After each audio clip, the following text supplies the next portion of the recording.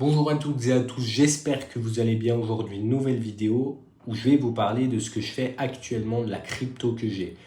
Je conserve comme une boîte de conserve en cas de guerre, en cas de guerre, en cas d'attaque, je conserve actuellement ma crypto. Pourquoi? Parce que je n'ai pas besoin de cet argent actuellement. Et, et donc, c'est une des raisons majeures pour laquelle je conserve. Je ne rachète rien, on est sur des hauts dans la crypto, mais je tiens à vous informer que je conserve. J'ai pour le moment du Solana, de l'Ether.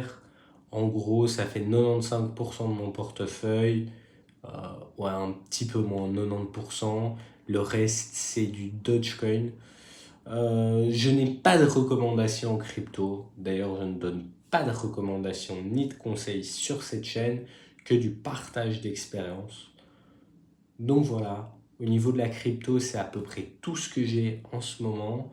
Au niveau des trades sur les turbos, j'ai du Moncler, DocuSign, Alphabet, Amazon, si je ne me trompe pas. Moncler, je l'ai peut-être déjà dit, Twinto, et je pense que c'est tout au niveau des turbos en ce moment, mais je vous avoue que je ne suis pas tout le temps branché à lire, voir ce qui se passe, parce que j'ai la tête à autre chose actuellement, et donc voilà. Je check quand même régulièrement, par exemple, Nvidia, qui est une de mes plus grosses positions en portefeuille, le S&P 500 qui est ma plus grosse position en portefeuille, qui ne l'était pas il y a encore 6 mois, 1 an, mais j'ai décidé de mettre beaucoup sur le S&P par conviction sur les États-Unis, même si ce qui se passe actuellement de l'euro face au dollar, c'est plutôt mauvais pour mon portefeuille. Ça n'empêche que les actions du type Nvidia remontent de manière générale le portefeuille, étant donné que Nvidia est à 170 dollars aujourd'hui, 172 même, qui a un cours relativement haut par rapport à ce qu'on a pu connaître des 100 dollars il y a quelques mois encore.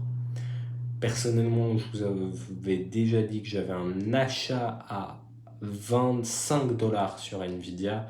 Donc ça reste une extrêmement belle plus-value. On est à peu près 600% pour le moment. Peut-être les 1000. Je me rappelle que récemment, j'avais parlé à quelqu'un qui avait acheté du Apple aux alentours des années 2000. Et oui, quelqu'un de plutôt âgé qui avait acheté du Apple à l'époque, étant jeune, parce que oui, la personne avait acheté du Apple à ses 25 ans, quoi.